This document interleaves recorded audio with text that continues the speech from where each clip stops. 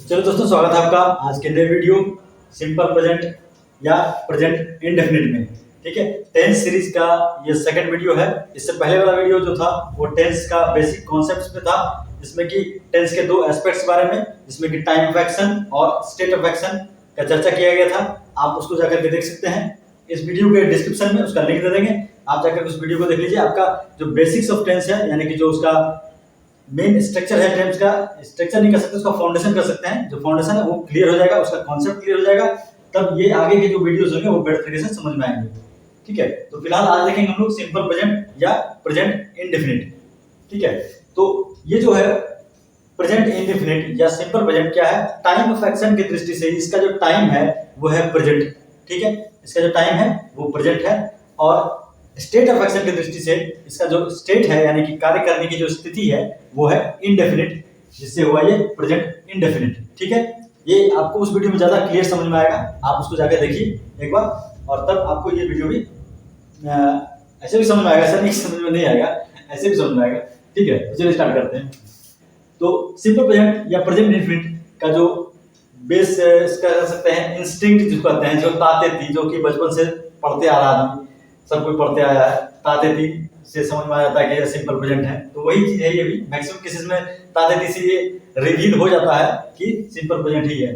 फिर भी हम लोग स्ट्रक्चर को देखेंगे, यहाँ पर 4 प्रकार के सेंटेंसेस का बनाए जा सकते हैं ऐसे, और एलेबरेट करेंगे तो 6 प्रकार का बनता है, क्योंकि इसका भी एक नेगेटिव बना सकते हैं और इसका भी एक नेगेटिव बना सकते हैं, तो 6 प्रकार का होगा।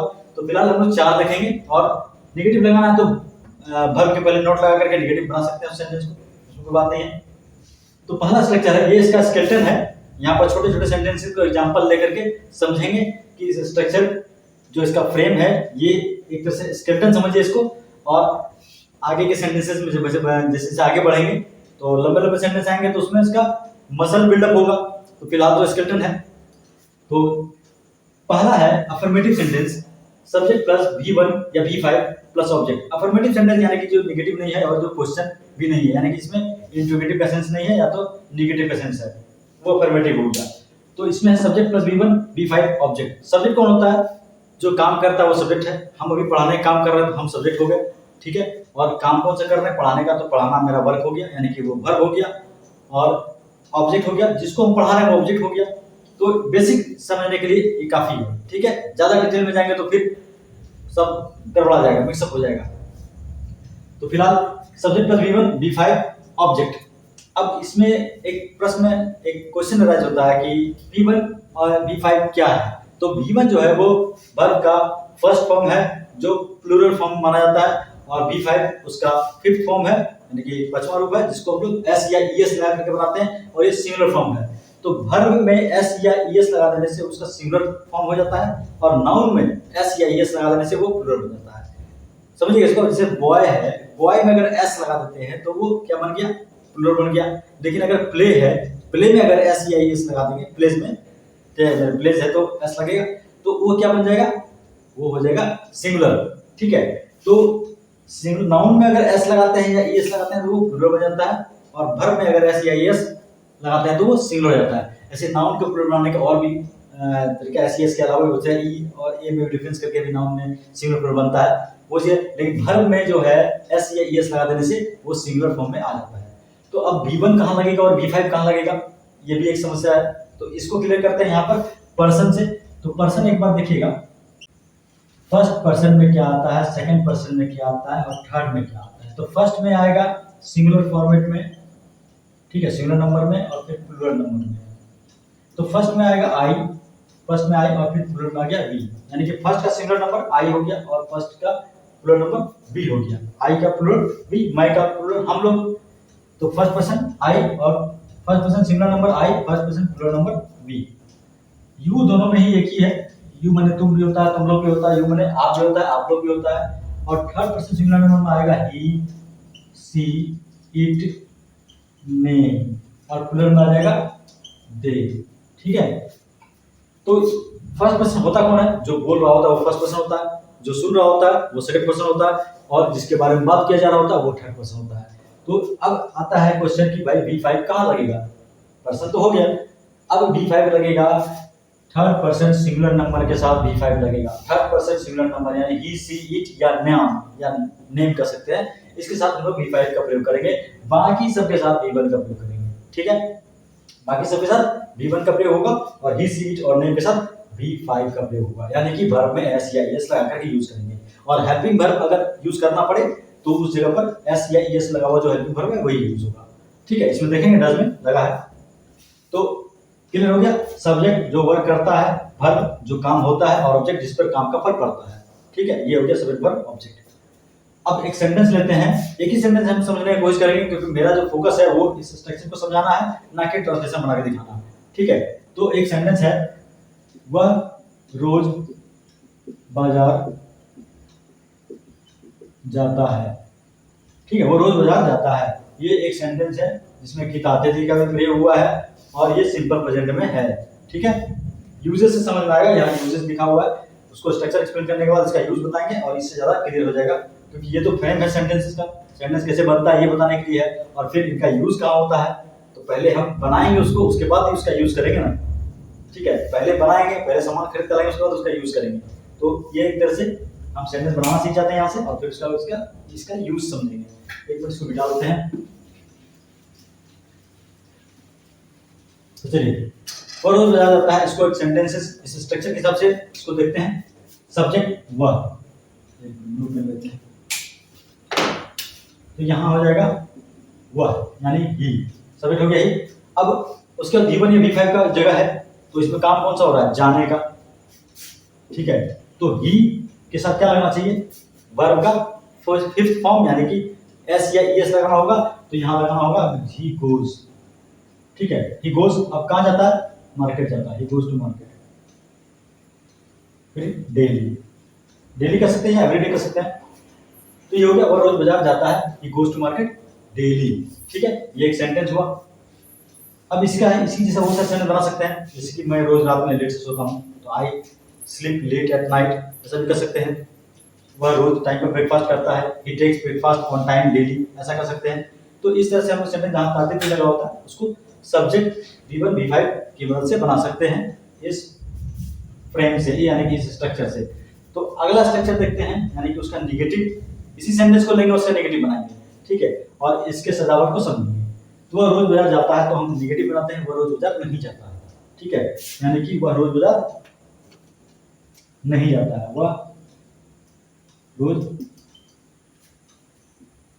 बाजार नहीं जाता है। तो इसका सेंटेंस क्या हो जाएगा, वह रोज बाजार नहीं जाता है। सब्जेक्ट कौन है, वह है, तो पहले तो ही आ जाएगा। उसके बाद फिर डू डज लगना चाहिए, तो ही के साथ क्या लगेगा, V5 लगेगा। और डज क्या है, V5 है, डज V5 क्यों है, क्योंकि डज के साथ ES लगा हुआ है। ठीक है, तो डू V1 है। ठीक है, डू क्या है, V1 है और डज V5 है, तो ही डज नॉट, ये वाला नॉट, ही डज नॉट। उसका फिर एक बार डू डज का प्रयोग हो गया तो फिर V1 ही लगेगा, एक बार डू डज का प्रयोग हो गया तो V1 ही लगेगा। तो he does not go to market daily, वो बाजार, वो रोज बाजार नहीं जाता है। ठीक है, ये इसका नेगेटिव हो गया। ठीक है, तो सब्जेक्ट के बाद फिर डू डज का प्रयोग किया, नॉट का, फिर V1 का, डू डज लग गया इसलिए V1 लगेगा, अदर फॉर्म ऑफ वर्ब नहीं लगेगा। तो ये क्या नेगेटिव सेंटेंस। अगला देखते हैं यस नो क्वेश्चन, यानी कि यस नो और डब्ल्यू ये दोनों क्वेश्चन की श्रेणी में आता है, यानी कि यस नो हो चाहे डब्ल्यू हो, ये दोनों क्वेश्चन की श्रेणी में आएगा। यस नो होता कौन है क्वेश्चन, जिस क्वेश्चन का, यानी कि जिस प्रश्न का आंसर आप हाँ या ना में दे सकते हैं, जिस प्रश्न का आंसर आप हाँ या ना में दे सकते हैं। जैसे इसी को अगर प्रश्न बनाएंगे, वह रोज बाजार जाता है, इसको अगर हम प्रश्न बनाएंगे तो कैसे बनाएंगे, बोल सकते हैं वह बाजार कैसे जाता है या वह बाजार कब जाता है। ये तो डब्ल्यू क्वेश्चन हो गया। क्या वाला बनाते हैं, अगर यस नो क्वेश्चन बनाते हैं तो कह सकते हैं क्या वह बाजार जाता है, क्या वह बाजार जाता है। इसको देखते हैं, क्या वह बाजार जाता है, क्या वो बाजार जाता है। अब इसको कैसे बनाएंगे, यस नो है। अब देखिए डू या डज, डू या डज के मदद से बनाना होगा। तो प्रश्न बनाने का एक तरीका होता है, यानी कि क्वेश्चन जो इंटरोगेटिव सेंटेंस लोग बनाते हैं वो कैसे होता है, उसमें जो हेल्पिंग वर्ब होता है, जो हेल्पिंग वर्ब होता है उसको सब्जेक्ट के पहले रखते हैं। हेल्पिंग वर्ब क्या करते हैं, सब्जेक्ट को पहले रखते हैं, तो वो क्या हो जाता है, इंटरोगेटिव हो जाता है, वो क्वेश्चन हो जाता है। तो यहाँ पर जैसे कि ये था, सब्जेक्ट और फिर डू डज, सब्जेक्ट था और फिर डू डज था। तो इसमें क्या किए हैं यस नो क्वेश्चन में, इस डू डज को उठाकर सब्जेक्ट के पहले रख दिए, सब्जेक्ट के पहले रख देने से वो क्वेश्चन बन जाएगा। तो यही होगा, सब्जेक्ट यहाँ आ गया, डू डज यहाँ आ गया। तो अब वह है, वह माने ही, तो ही के लिए क्या यूज करेंगे, डज यूज करेंगे। यहाँ हो जाएगा does he, does he, does he. अब B1 तो वर्ब कौन सा जाना है, does he go to market, ठीक है, does he go to market. अगर रोज आता तो डेली लिखते, तो क्या वो बाजार जाता है, does he go to market, sentence हो गया डज। ये डू डज समझना ये कि क्वेश्चन कैसे बनेगा, सब्जेक्ट के पहले हेल्पिंग वर्ब, या कोई भी सेंटेंस है अगर उसका हेल्पिंग वर्ब उसमें से पता है आपको और उसको आप पहले रख दीजिएगा सब्जेक्ट के, तो वो क्वेश्चन बन जाएगा, ठीक है, वो क्वेश्चन के फॉर्मेट में आ जाएगा। तो यस नो क्वेश्चन हो गया, क्या वो बाजार जाता है, तो does he go to market कह सकते हैं। वह अगला देखते हैं, ये तो हो गया यस नो, यानी कि क्या से प्रश्न शुरू होता है इसमें, ठीक है, क्या से शुरू होगा ये प्रश्न, बीच में क्या नहीं आएगा, बीच में अगर क्या आता है तो फिर इस श्रेणी में चला जाता है। जैसे कि एक एग्जांपल देते हैं, क्या तुम पढ़ते हो, डू यू रीड, क्या तुम पढ़ते हो, तो क्या कहेंगे, डू यू रीड। लेकिन अगर यही प्रश्न ऐसा पूछा जाए, तुम क्या पढ़ते हो, तुम क्या पढ़ते हो, तो क्या तुम पढ़ते हो वाला में तो आप बता दिए कि हाँ पढ़ते हैं, हाँ या ना बोल के काम चलेगा। क्या तुम पढ़ते हो, हाँ या ना, हो गया काम खत्म। लेकिन अगर तुमसे पूछा जाए, आपसे पूछा जाए कि तुम क्या पढ़ते हो, तो हम आपको बोलना पड़ेगा सेंटेंस, आपको सेंटेंस बोलना पड़ेगा, हम मैथ पढ़ते हैं, इंग्लिश पढ़ते हैं, उर्दू फारसी जो भी पढ़ते हैं, ठीक है। तो हम यहाँ पर क्या होगा कि हमको बताना पड़ेगा कि हम ये पढ़ते हैं, हम अखबार पढ़ते हैं, तो सेंटेंस को बोल के बताना पड़ेगा। तो वो हो जाता है WH, वो हो जाता है WH फैमिली का क्वेश्चन। WH फैमिली यानी कि वाई, व्हाट, व्हेन, वेयर, विच, ये सब WH फैमिली का क्वेश्चन आ जाता है, ठीक है। हाउ, तो अभी हम लोग उसको देखेंगे। WH तो करना क्या है, WH में क्या होता है, यस नो और WH में कोई फर्क नहीं है ज्यादा, यस नो के जस्ट पहले WH लगा देता है। देख लीजिए यहाँ पर, यहाँ से लेकर के यहाँ तक और यहाँ से लेकर के यहाँ तक सेम है।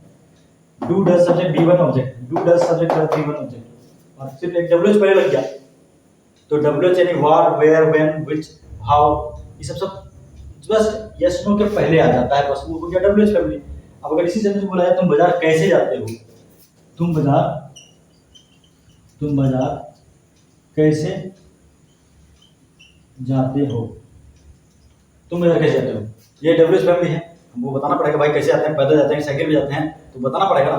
तो ये हो जाता है WH फैमिली का। अब यहाँ पर क्या करना होगा, ये जो कैसे है, या पूछा जाता तुम बाजार क्यों जाते हो, या तो क्यों हो गया, वो जो क्यों, कैसे, कब, कहाँ है, उसको बस पहले रख देना उठा करके। तो क्या हो जाएगा, how do you go to market, यानी कि how do you go to market. अब यहाँ यू था इसीलिए डू लगा, तुम बाजार कैसे जाते हो, क्योंकि सब्जेक्ट कौन है, तुम है, सब्जेक्ट है तुम, और तुम के लिए कौन सा यूज करेंगे, V1, क्योंकि मिटा दिया है, तो तुम के लिए क्या यूज करेंगे, V1। ही, सी, इट, नाम के लिए यूज करेंगे V5 और बाकी सब के लिए यूज करेंगे V1। तो डू क्या है, V1 है, तो इसीलिए यहाँ पर यू के पहले डू का प्रयोग हुआ। अब अगर हाउ को हटा देते हैं तो do you go to market, क्या तुम बाजार जाते हो, और हाउ लगा दिए तो तुम बाजार कैसे जाते हो। तो यस नो क्वेश्चन और WH क्वेश्चन में सिर्फ फर्क यही है कि उसमें डू डज से शुरू होगा, हेल्पिंग वर्ब से क्वेश्चन शुरू हो जाता है, यस नो में हेल्पिंग वर्ब से शुरू होता है, और WH में वाई से, वेयर से, व्हेन से, व्हाट से, विच से, इस तरह शुरू होगा, ठीक है। तो यही अंतर आपको यहाँ से WH में है। और अब व्हाट जैसे कि क्या वाला बताए थे, क्या अगर शुरू में लग गया तो यस नो है, और क्या अगर बीच में लग गया तो WH है। जैसे कि डू यू रीड, क्या तुम पढ़ते हो, व्हाट डू यू रीड, तुम क्या पढ़ते हो।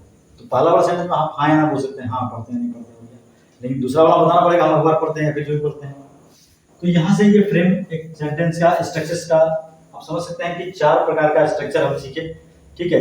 अब इसमें निगेटिव बना सकते थे हम, जैसे कि ये था yes no question, yes no में अगर वर्ब के पहले नॉट लगा देंगे तो does he go to market. अब इसके पहले गो के पहले अगर नॉट लगा देते हैं, does he not go to market, क्या वो बाजार नहीं जाता, तो वो निगेटिव यस नो क्वेश्चन हो जाएगा। एक वहां पड़ गया स्ट्रक्चर। यहाँ भी अगर लगा देते हैं why do you not go to market, तुम बाजार क्यों नहीं जाती हो, तो ये निगेटिव WH हो जाएगा। तो इस प्रकार से 6 प्रकार का सेंटेंस बन जाता है। तो 4 बेसिक है, 6 आप 2 नोट लगा करके बना सकते हैं, वर्ब के पहले नोट लगा देने से वो निगेटिव हो जाएगा। तो ये हो गया स्ट्रक्चर्स कि सेंटेंस कैसे बनाएंगे। अब समझेंगे कि सेंटेंस को यूज कैसे करेंगे। तो चलिए यूजेस देखते हैं हम इसका कि सिंपल प्रेजेंट या प्रेजेंट इंडेफिनिट का यूज क्या है। सेंटेंस तो हम लोग बनाना सीख गए कि सेंटेंस किस तरह से बनेगा, अब इसको यूज किस तरह से करेंगे, प्रयोग कहाँ कहाँ करेंगे। तो पहला प्रयोग है to express habitual action. Habitual action यानी कि हैबिट का यूज करने के लिए। हैबिट वाले सेंटेंसेस जैसे कि मैं रोज सुबह उठता हूँ, या फिर मैं रोज दूध लाता हूँ, आई ब्रिंग मिल्क डेली, मैं रोज दूध लाता हूँ, ये मेरा हैबिट है। मैं रोज मॉर्निंग वॉक पे जाता हूँ, ये भी मेरा हैबिट है। ठीक है, तो इसमें रोज एवरीडे सब करने वाला यूज होता है, ऑलवेज, हमेशा, ऑफन, प्रायः, ये सब सेंटेंसेस के लिए हम लोग हैबिट का यूज करते हैं। जैसे कि वह प्रायः यहाँ आता है तो कह सकते हैं ही often comes here, he often comes here, he often comes here, वो अक्सर यहाँ आता है। वो हमेशा लेट से आता है, ये भी आदत है, जो हैबिट है उसको, हमेशा लेट से आता है, तो ही ऑलवेज कम्स लेट।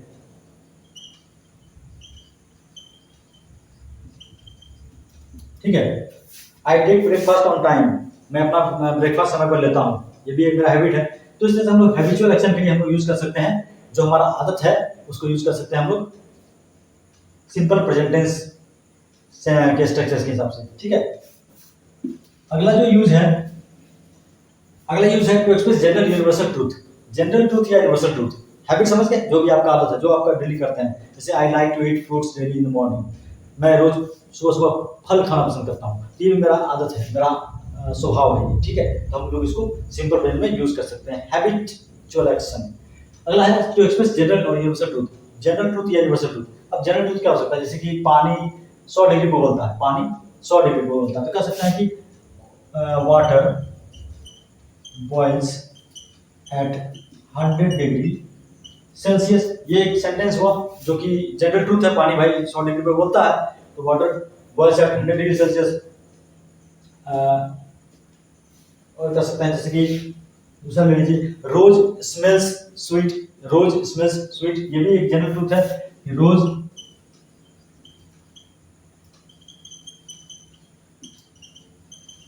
रोज स्मेल्स स्वीट, गुलाब मीठा महकता है, ये एक जनरल ट्रूथ है।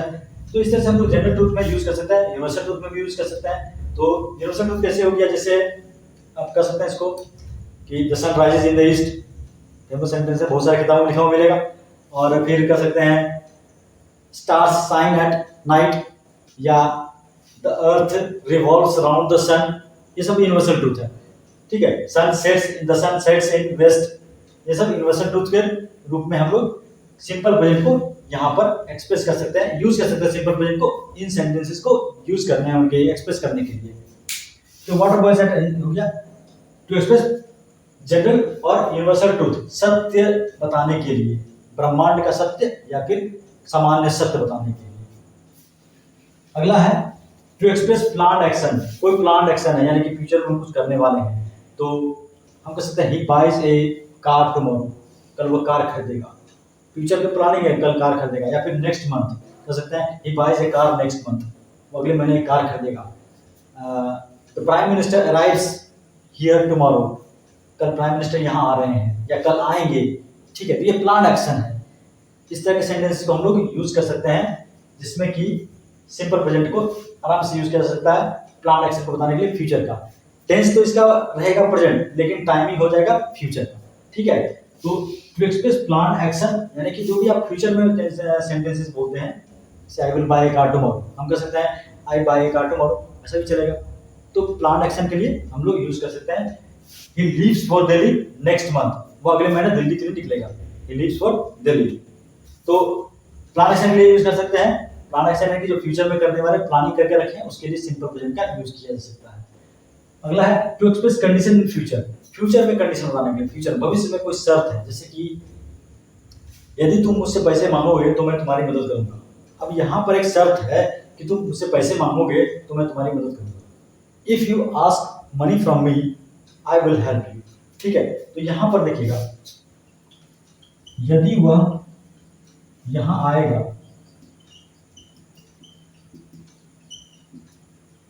तो मैं उसकी मदद करूंगा।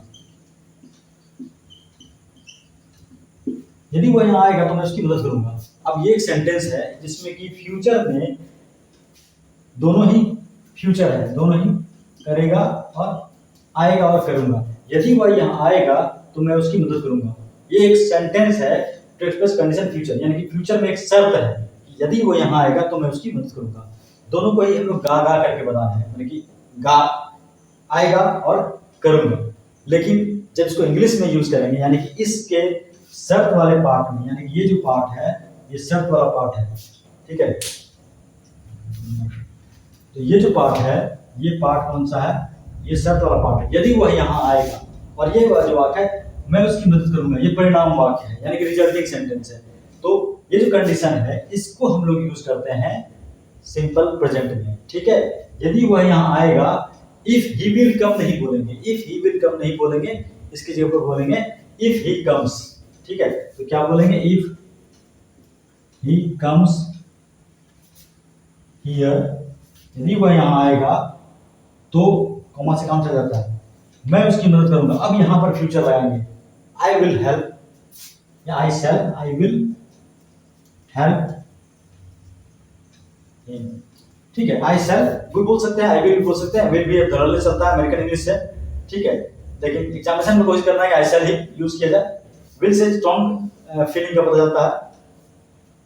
If he comes here I will help him, ठीक है। तो यहां पर देखिए ये जो वर्ब बना है, ये यदि वह यहाँ आएगा, if he comes here I will help him, ये सिंपल प्रेजेंट में है और ये सिंपल फ्यूचर में। तो फ्यूचर में अगर दो एक्शन होगा, शर्त और परिणाम, तो शर्त वाले वाक्य के साथ सिंपल प्रेजेंट और परिणाम वाले वाक्य के साथ सिंपल फ्यूचर। इसका चर्चा हम लोग सिंपल फ्यूचर में फिर करेंगे।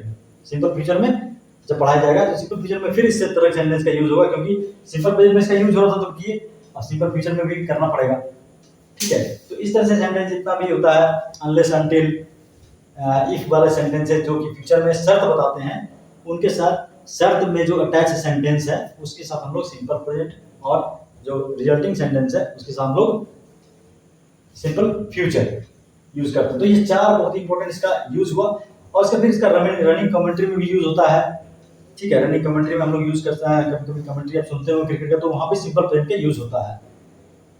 तो इस तरह से सिंपल प्रेजेंट आज क्लियर हुआ, इसका स्ट्रक्चर्स और इसका यूजेस। तो चलिए, उम्मीद है वीडियो पसंद आया होगा। यदि वीडियो पसंद आया हो तो लाइक कीजिए, शेयर कीजिए और चैनल को सब्सक्राइब कीजिए।